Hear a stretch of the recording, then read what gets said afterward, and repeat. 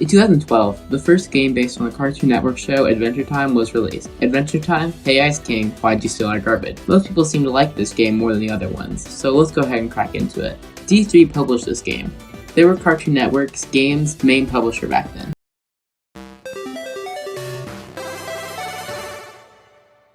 The developer of this game was WayForward. They made some licensed game back then, like the first 3 Adventure Time games and the regular show game, but were mainly known for the Shantae series, which they still produce to this day. The game's title screen is pretty great. In fact, inputting the Konami code on it gives you this. Secret screen. This is the secret screen. Ba-da-da-da-da-da, secret screen. Secret screen. This is Penn Ward, series creator by the way. Once creating a save file, you enter the dream sequence with Cosmic Owl. In this dream, Jake pranks Finn, so when Finn wakes up, he's angry at him. To fix this, Jake says he can go break his teacup collection in the basement. This leads you to the tutorial led by BMO. The movement in this game, while quite basic, is incredibly fluid. The combat revolves around punches, kicks, and attacks from Jake. After the tutorial, you unlock BMO, who lives on the bottom screen. He allows you to see stats, the map, and most importantly, the item screen. Items play a big part in this game, as they allow you to increase mobility, attack, and can heal you. There's also a condiment system, which is really bare bones. You can combine matching condiments and goods to get more health, but if you combine together unmatching condiments, you get things that will hurt you. Also, using items mid-battle is really difficult, having to swap between using the buttons and tapping the screen. Anyway, after the tutorial, you go downstairs and talk to Nectar. Nectar will tell you about the level system in this game. With wizard stars hidden throughout the game, you can upgrade each stat. Speed, power, and health. I do really like that you can max out all of these stats and don't really have to pick and choose. After that, you can go leave the house.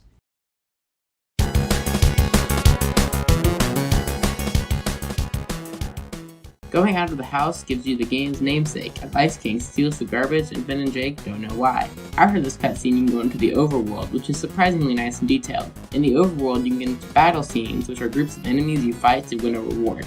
These are pretty easy to beat and even easier to avoid. From the overworld, you can access towns, levels, and dungeons. Towns generally just host NPCs that you can talk to in order to figure out what you need to do or how to get items. Levels are how you travel around it. Levels are 2D platformers that have decent enemy variety that Finn can fight. The problem is you have to go through these levels so many times, forwards and backwards, it really does become tedious. The game really shines, however, in its dungeons. Dungeons are really long levels with checkpoints that are really fun. They have platformer and enemy challenges and are extremely varied. At the end of each of the 4 dungeons there is a boss. The first boss is Chainsaw Bear, which is simple and okay, but just kind of basic. The second boss is the 100 Gunter Challenge. This battle is awful. You just keep spamming Y until the game says you finally win. The third boss is Marceline and is my personal favorite boss from this game. She has 2 phases and you actually have to think to beat her. This brings up a point that the game is difficult, but the abundance of items makes it so as long as you pay attention, you aren't really in any danger. And if you do die, you have to go back to the last fountain, which can lose you about 30 minutes of progress if you're unlucky or careless, which can really be a pain. One of the things I need to mention about this game is the music. Jake Kaufman conducted the music for this game.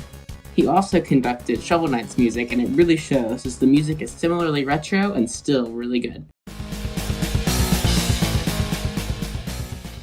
The game ends up really coming down to one thing: item fetches.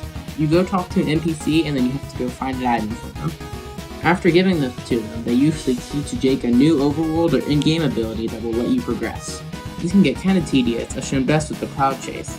You reach an ice wall that you need the Flame Sword for. To get this sword, which by the way is one of only 2 swords you can get, which kind of defeats the sword system. If you can call a system that you can't switch swords a system, you have to talk to Snow Guy, go to Cloud Kingdom, talk to Party God, leave the Cloud Kingdom, go through the Ice Passage, go to the Grasslands, again, go through the first Cloud platforming segment, go through the 3rd level again, go do the 2nd Cloud segment, go do the 5th level again, do the 3rd Cloud segment, do the Ice Passage again, go through 6 cave levels, do another Cloud segment identical to the other 3, go back through the same 6 cave levels, go back to Cloud Kingdom, talk to Party God again, leave Cloud Kingdom, talk to Snow Guy again, get the Flame Puppy, go through the Ice Passage, go to the Fire Kingdom, talk to Flame Princess, give FP the flame puppy, get flame sword, go back through the ice passage for the 5th time, go through the 6 cave levels the 3rd time, and then finally you're allowed to break the wall. That was a lot to say and even more to do.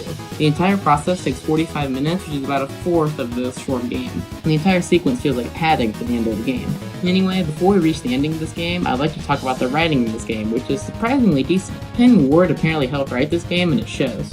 Unfortunately, this game doesn't have the voice acting, which kind of blows, but the whole game still really does feel like an actual episode, which greatly adds to the experience.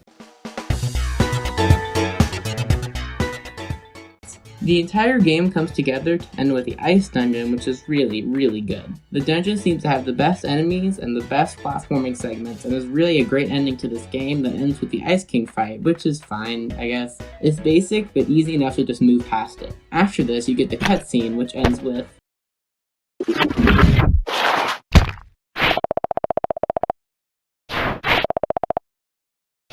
Lumpy Space Princess is a true final boss, and it sucks. First, the battle isn't the style of the rest of the game. It's a 2D shooter on the back of Lady Rainicorn. Also, it's super long and you have to play super carefully or you'll die. She takes 200 hits to kill and has no health bar, so you just wait and wait. You also can't use any items you haven't have left, which is really unfortunate. I had saved the hidden item, the Enchiridion. The item can wipe out any enemy, but you can't use it here. Also, you don't even get to finish LSP as Cosmic Owl does it for you. After which, you get the final cutscene and the credits play, and you get New Game Plus, which is a nice touch. That's it, and as some of you may have been able to notice, the whole game is very Zelda 2-ish, which is too similar to not be purposeful. The game is close enough to be a nice homage, but not close enough to be a copy, which is well appreciated.